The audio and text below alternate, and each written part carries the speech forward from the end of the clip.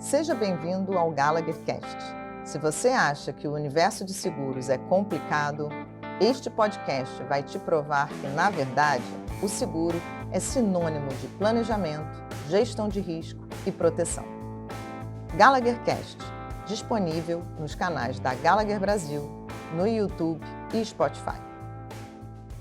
Olá, hoje eu estou aqui no Gallagher Cast com o Cláudio Laia.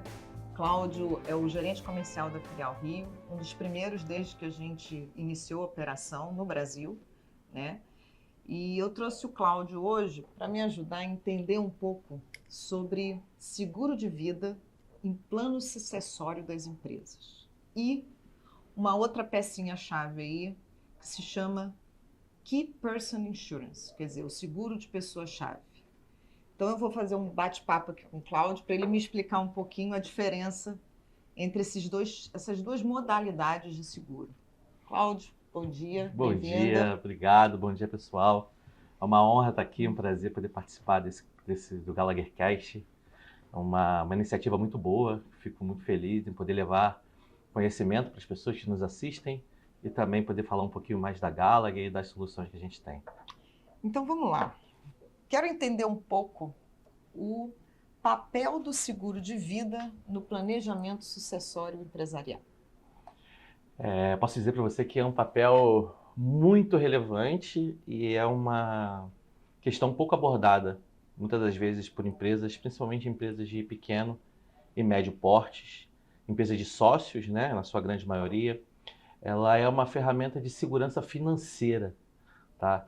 E ela tem um papel fundamental para a continuidade da operação quando se tem a perda de um sócio ou de uma pessoa-chave dentro daquela instituição. O seguro de vida ele é uma das ferramentas no planejamento sucessório. Eu entendo que é uma das mais relevantes porque a questão financeira é o que mais impacta as empresas no momento da sucessão, né? Porque a morte, na sua grande maioria das vezes, de um sócio é um evento inesperado, nem sempre um evento esperado, nem sempre as empresas já fizeram um planejamento sucessório e já definiram o seu processo de sucessão. Então, acaba que esse processo, se não bem estruturado, gera, além de conflitos familiares, gera um impacto financeiro que pode prejudicar, inclusive, a continuidade da operação daquela empresa. Então, quando a gente fala até de empresas familiares, eu acho que é o impacto ainda maior, né? Porque você tem a questão ali sentimental, né? Que são pessoas da mesma família, e depois ainda você tem que parar, viver aquele luto, para depois dar sequência, né? Perfeito, Carla. As empresas familiares sofrem muito porque às vezes as pessoas entendem que o meu filho já vai suceder automaticamente, mas nem sempre a morte vai esperar que ele esteja pronto para assumir aquela posição, né? E aqui, voltando na questão financeira, nem sempre a empresa também vai estar no momento de mercado favorável, com caixa para fazer esse processo. Empresas multissocietárias, que não necessariamente são famílias, você não quer que o familiar do seu sócio, que não tem nada com a operação, que não tem know-how da operação, ela venha assumir a participação porque ela é herdeira, então aquelas cotas pertencem à família como herança, e ela vai sentar à mesa de sócios, mas sem o conhecimento, sem o know-how que aquela pessoa-chave... Sem nunca ter, de repente, entrado ali, né? Sem nunca ter participado da empresa, por exemplo. Exatamente. Além da questão também da proteção financeira da família do sócio. Então, vamos supor que aquele sócio é um sócio operacional, ou seja, ele é diretor financeiro da empresa, e ele recebia um salário de R$40.000 por mês. A partir do momento que ele falece, e as cotas passam a ser da família, a família não tem mais o salário, a família passa a ter a participação no lucro da empresa, porque ela não é mais operacional. Isso também, além de gerar impacto financeiro para a empresa, também gera para a própria família, que fica sem aquela renda. Então, assim, isso demonstra o quão importante é o planejamento sucessório hoje, feito de forma antecipada, de forma clara, de forma em que você vai informar todas as partes, participar todas as partes daquele processo para que, no momento de uma eventual transição, você não tenha que entrar em litígios jurídicos, Em vez de em você conflitos. em vez de você estar com foco na operação da empresa, você vai estar com foco resolvendo o problema. Exatamente, é a operação da empresa que já está debilitada pela perda daquela pessoa-chave, que a gente estamos usando o exemplo aqui de um sócio operacional. Uhum. Além da perda dessa pessoa, você ainda tem todo o processo litigioso, às vezes de conflito, às vezes você é amigo da família do seu sócio e isso acaba gerando uma perda de amizade. Tem muitas coisas envolvidas. E o seguro de vida ele é um papel super importante, logicamente não sozinho. Eu costumo falar que o seguro de vida ele é uma ferramenta dentro do processo sucessório. Tá. Tá? Até falando agora de planejamento sucessório. Como é que você pode definir o conceito de um planejamento sucessório? Você falou muito aqui que, de repente, as empresas não estão preparadas. Me explica esse conceito. O conceito é bem simples, tá, Carla?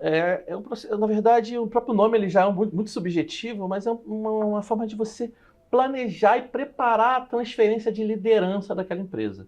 Porque quando a gente pensa em processo sucessório, a gente está pensando só no... Muitas vezes a gente está falando aqui do financeiro. O seguro de vida como proteção financeira. Mas tem a parte operacional que é muito importante. E se você não estiver bem preparado para ambos, a empresa vai sofrer.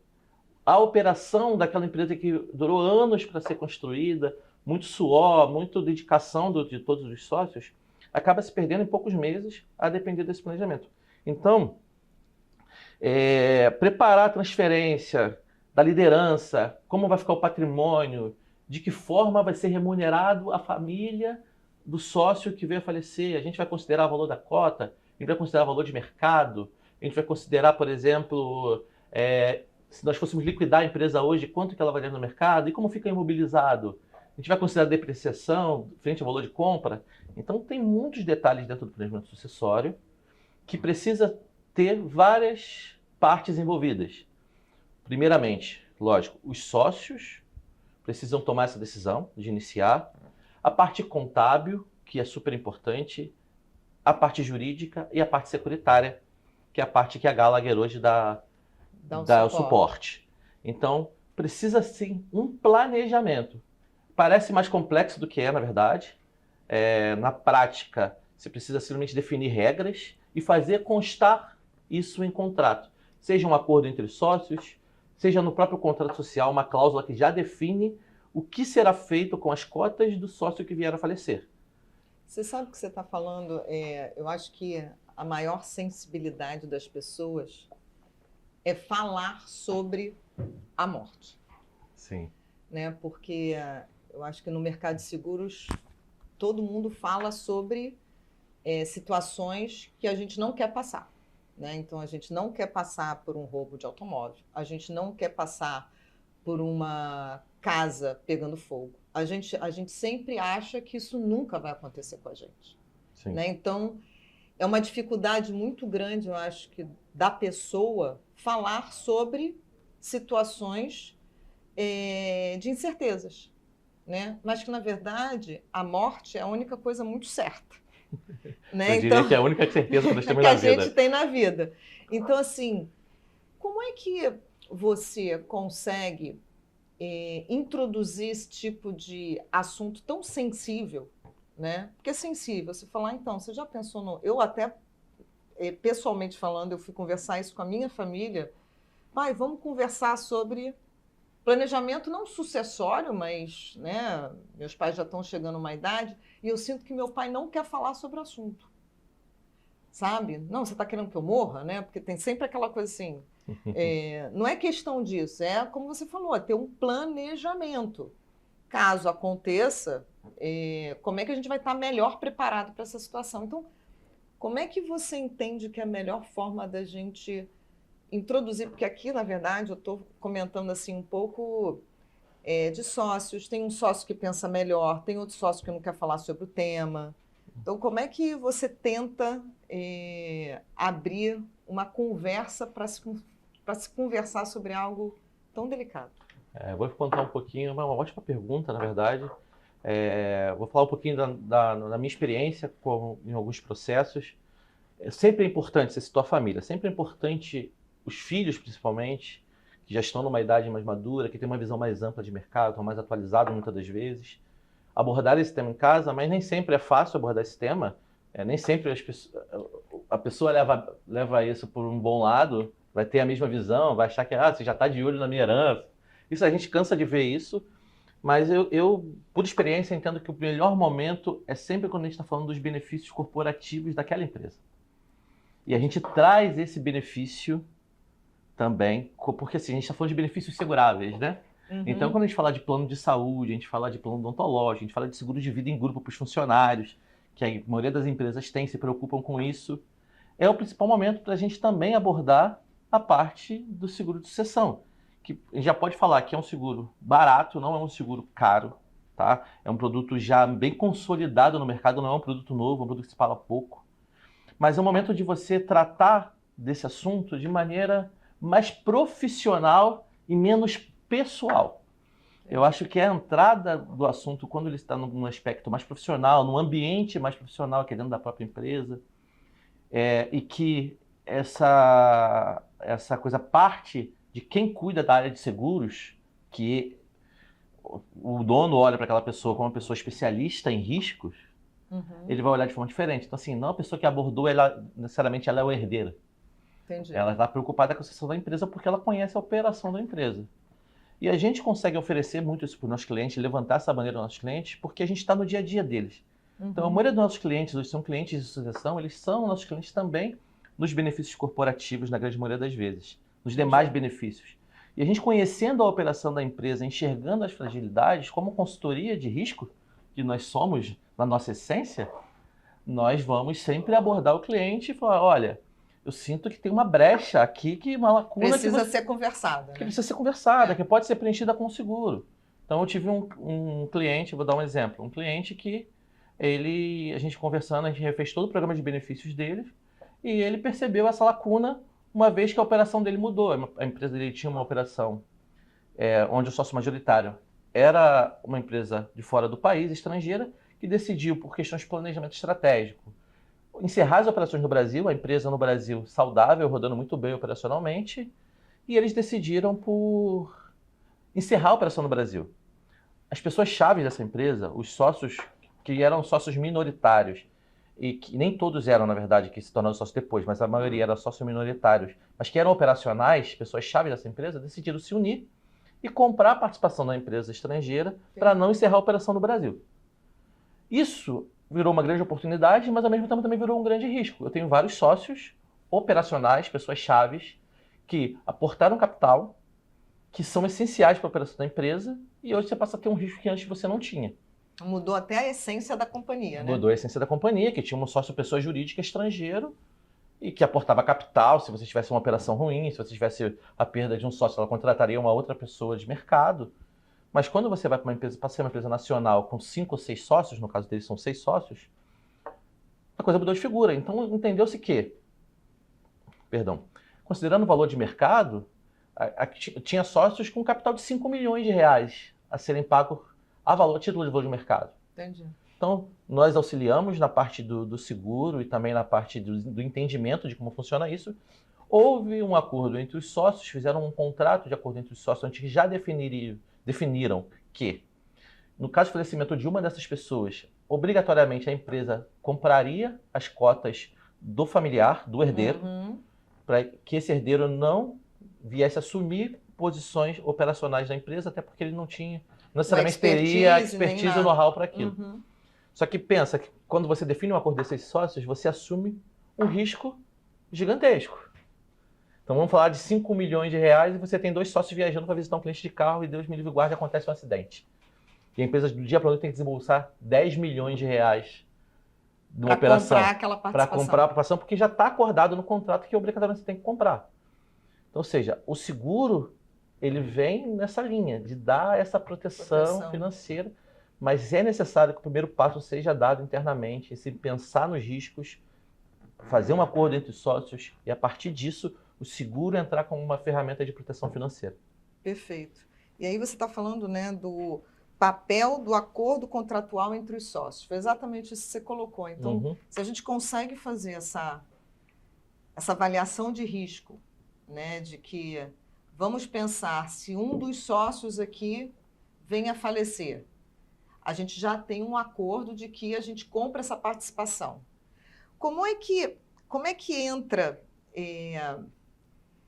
essa abordagem? Normalmente é uma compra por parte dos demais sócios? Existe alguma outra forma de você fazer isso? O seguro dá uma proteção, mas se a pessoa falar assim, não, eu quero fazer autosseguro, eu vou me proteger. Isso é possível, não é possível? Queria entender um pouco assim da vantagem, né? Porque tem sempre aquela, não, mas eu não vou precisar de seguro para isso. Sim ou não? Quais são os riscos que você assume? Perfeito, Carla. Quando você não tem o seguro, o seu risco ele é gigantesco financeiramente falando. Quando você decide fazer isso por conta própria, sem envolver os demais sócios, sem fazer um acordo, você não tem uma destinação pré-estabelecida para aquele dinheiro. E o que acontece com isso? Não necessariamente aquele valor vai ser usado para o que deveria. Então, se você faz o seguro por conta própria, coloca a sua família como beneficiária, a empresa continua com a obrigação de comprar as cotas e ela corre de estar descapitalizada e a sua família, às vezes, não receber ou ter que receber isso em pequenas parcelas num longuíssimo prazo. Né? Ou elas terem uma posição como sócio da empresa, mas, ao mesmo tempo, não serem operacionais e acabar sendo diluída com o tempo, com o aporte de capital dos demais sócios, também é um risco. Tá? E quando a gente está falando de acordo entre sócios, você geralmente considera a empresa valor de mercado e não o valor das cotas constantes no contrato social. Entendi. Isso também tem uma diferença bem significativa. Por isso que, assim, eu acho que independente de você ter o seguro ou não, de você colocar ou não a obrigação no contrato de ter que comprar a participação da família, eu acho que ter o acordo entre os sócios é a parte essencial. Entendi. Já deixar pré-definido o que eles vão fazer. A forma como você vai garantir financeiramente... no caso de uma situação dessa. Então vamos supor, a empresa é uma empresa muito capitalizada, tem muito caixa, não acha sentido contratar um seguro para isso, mas isso não interfere no fato de ela ter que ter um acordo entre os sócios. Mesmo que ela não use o seguro como proteção financeira e ela vai fazer uma retirada de caixa. Ou então ela vai deixar no contrato pré-acordado que o pagamento vai ser feito em tantos anos. Entendi. Enfim, porque esse acordo é feito em vida, tem que lembrar sempre que o acordo é feito em vida e aceito pelas partes em vida. Mas contratar individualmente, para uma associação empresarial, não vejo. Não faz sentido. Faz sentido para você fazer, por exemplo, você quer fazer uma associação familiar. Aí sim, também entra a figura do seguro. Você vai cobrir inventário, porque assim, pensa, uma pessoa que tem um patrimônio elevado e imobilizado. Então, na hora que essa pessoa venha a falecer, para você ter acesso a esse patrimônio, você precisa inventariar. Inventariar custa em torno de 11% do valor do patrimônio. Então, onde você vai tirar esse valor? O seguro de vida, por não entrar em inventário, é uma ferramenta super importante na sucessão familiar também. Então esse é um ponto importante. Então quer dizer que o seguro, no caso, não entra no inventário, é isso? A indenização de seguro de vida e também recursos oriundos da previdência privada, eles não entram no inventário. Tá? Eles são pagos em até 30 dias da data em que você cumpre todas as exigências da seguradora. Então, no planejamento familiar, esse seguro é essencial para quê? Para que a família continue. Pensa que quando a pessoa faleceu, e se ela é a principal provedora, todos os recursos estão bloqueados, inclusive os bancários. Então, esse valor vem para dar para a família uma tranquilidade financeira, recursos também para ela poder fazer a parte do inventário, sem ter maiores prejuízos. Então, já vi muita gente se endividar. Imagina na família, imagina no familiar, né? E é isso que você está falando, né? Muitas vezes você tem patrimônio, mas ele está imobilizado. Até que você venda ele, vai entrar em inventário também? Também. Né? O seguro de vida, não. Você tem a indenização, pode levar aí, você falou, até uns 30 dias, com toda a papelada. Isso. Mas aquilo dali não tem inventário, você tem um dinheiro para dar suporte ali às tuas questões financeiras, ou o que você tenha que fazer de inventário, porque teus custos fixos permanecem. Né? E aí, o que nós fazemos com os nossos clientes hoje? A gente tenta fazer, através do seguro de vida em grupo da empresa, uma forma de um planejamento já familiar para os beneficiários, para os funcionários daquela empresa. De que forma? Adotando principalmente o seguro de vida, não por capital fixo, mas por múltiplo salarial. Por quê? Vamos supor que a gente fez 24 meses de múltiplo salarial. Você garante pelo menos 24 meses daquele salário para aquela família. Para que ela possa se reorganizar na perda daquele provedor. E aí a gente trabalha muito dessa forma para ser até mais meritocrático. Porque se eu faço um seguro hoje de 100 mil reais, fixo para todo mundo, para o funcionário que ganha 2 mil reais, é um valor ok, super bom. Agora, se você está falando de um diretor que ganha 30 mil reais por mês, a gente está falando de um pouco mais de 3 meses do que o cara Se ele tem de filho padrão de pequeno, vida. se tem filho em escola, quer dizer, isso daí não vai durar muita coisa. Não vai durar muita coisa. Então, assim, quando você trabalha o multiplarial, ele acaba sendo mais justo, porque o pensamento ele é mais em garantir que a família tenha um prazo para se reorganizar. E quando você faz um planejamento familiar hoje, a pessoa hoje existem as holdings familiares, enfim, que muitas empresas de investimento têm pessoas capacitadas para isso, mas olhando para uma família simples hoje nossa, que tem dois imóveis, um na cidade e uma de veraneio, 2 carros na garagem, o custo já é muito alto de você desembolsar. Então, ter um seguro de vida para fazer esse processo de sucessão, ele é super, super importante. Da mesma forma, funciona para as empresas, que é o grande foco do nosso assunto de hoje.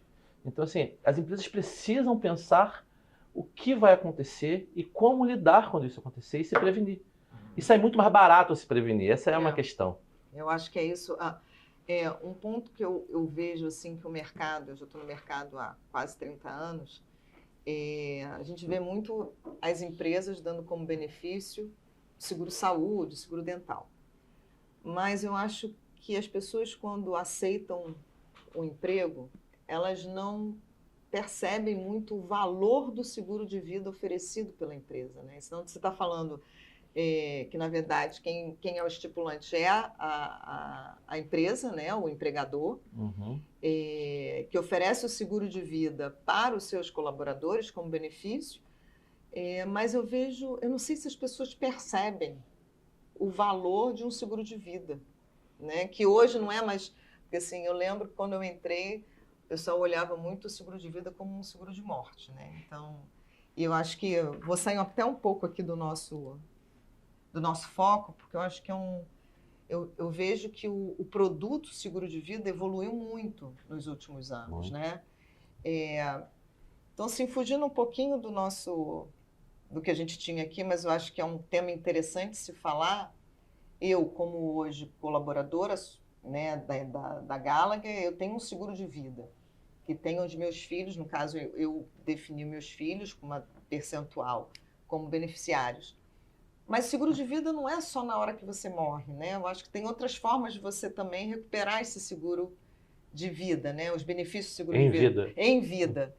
Me explica um pouquinho sobre eles. Porque o seguro de vida ele é composto de várias coberturas. A cobertura principal é a cobertura de morte, que é a mais conhecida, é a que mais se fala, que é a que vai indenizar os beneficiários em caso de morte do titular. Porém, dentro do próprio seguro de vida existem várias outras coberturas adicionais que compõem o seguro, que podem compor o seguro de vida. Então, como invalidez por acidente total ou parcial, doenças graves, que é uma cobertura hoje muito utilizada. Então, o que é a cobertura de doenças graves? Você foi diagnosticado com câncer.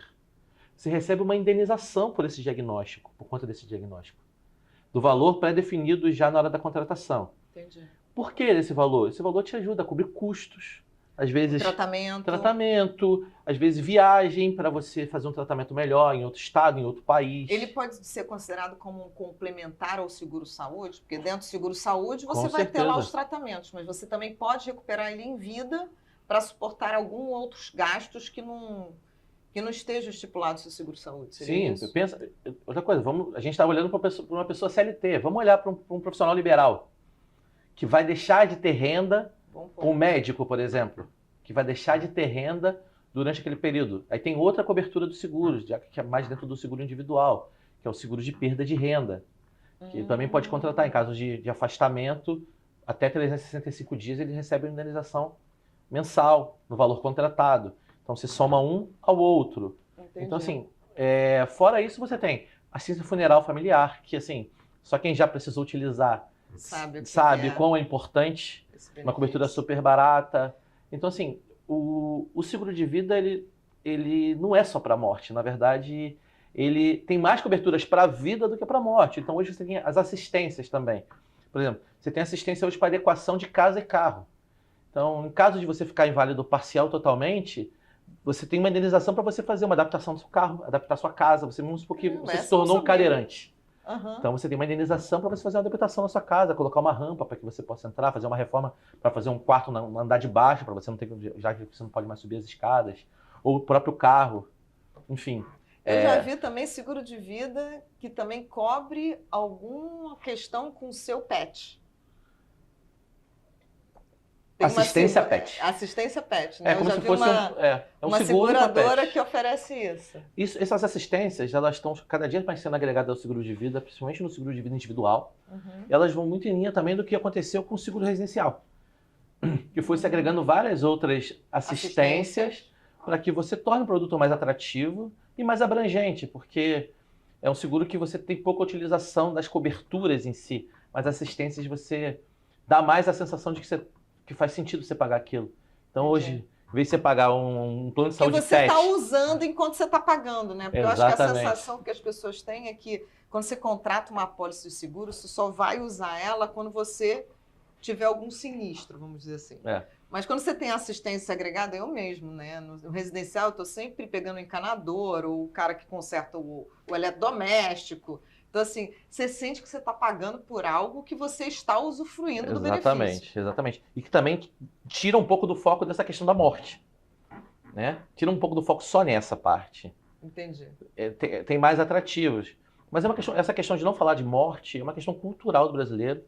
É tão cultural que se você prestar atenção nas propagandas das seguradoras na televisão, no rádio, por exemplo, você vai ver que geralmente está mais ligado a bem-estar do que a morte em si, né? Poucas pessoas falam diretamente sobre morte. Sobre o que pode vir realmente acontecer, porque é o que você falou, né? A única coisa que a gente tem de certeza na vida é que um dia vamos morrer. A gente só não sabe quando, é uma questão que mexe muito com o emocional, mas a gente, como consultoria, precisa trabalhar muito bem o nosso racional.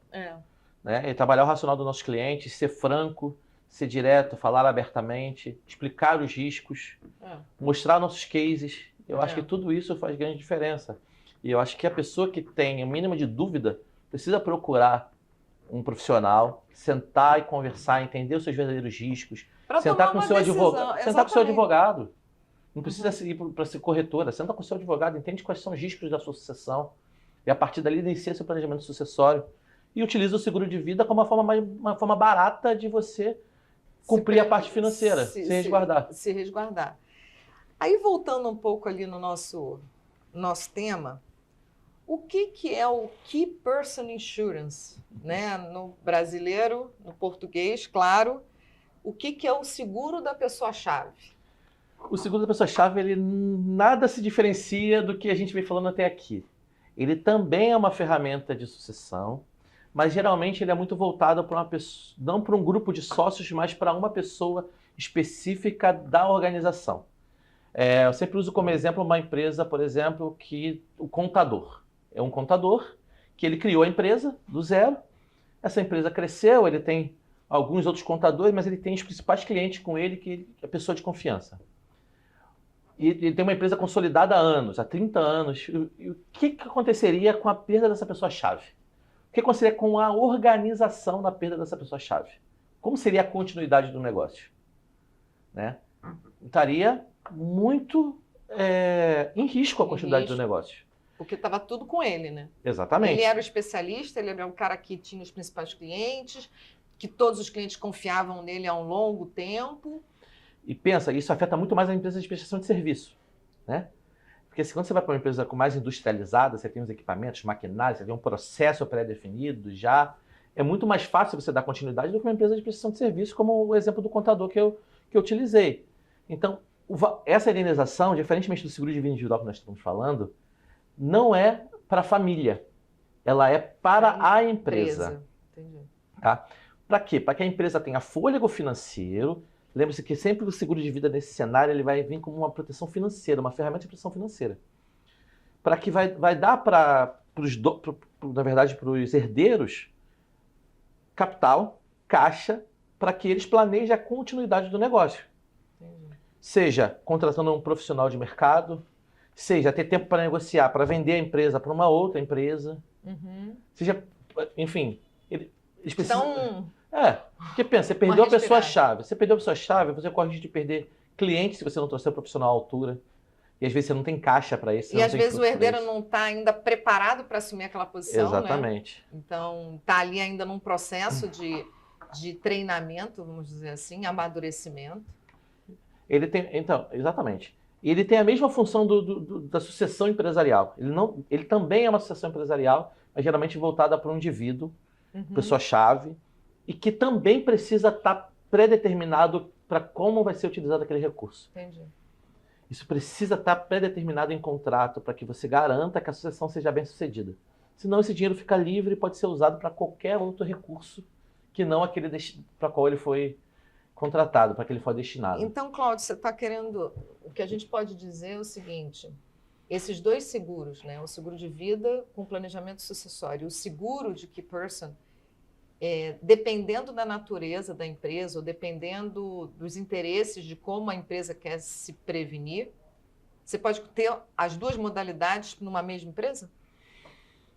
Não vejo a necessidade, tá, Carla? Então, é um ou é outro? É um ou é outro. Eu acho que vai depender do modelo societário de cada empresa, o modelo operacional de cada empresa. Entendi.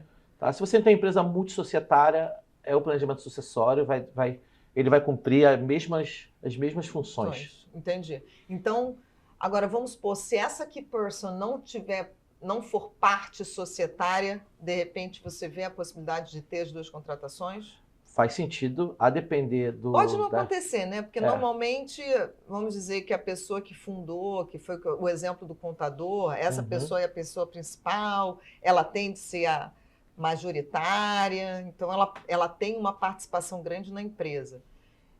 Mas eu estou pensando assim, a necessidade de ter os dois modelos. Você está me dizendo que provavelmente não, provavelmente você ter um ou outro. Sim. Mas os dois pode ser que seja demais. Pode ser que você tenha os dois, uma vez que você tem uma pessoa-chave que não é sócio, como você citou.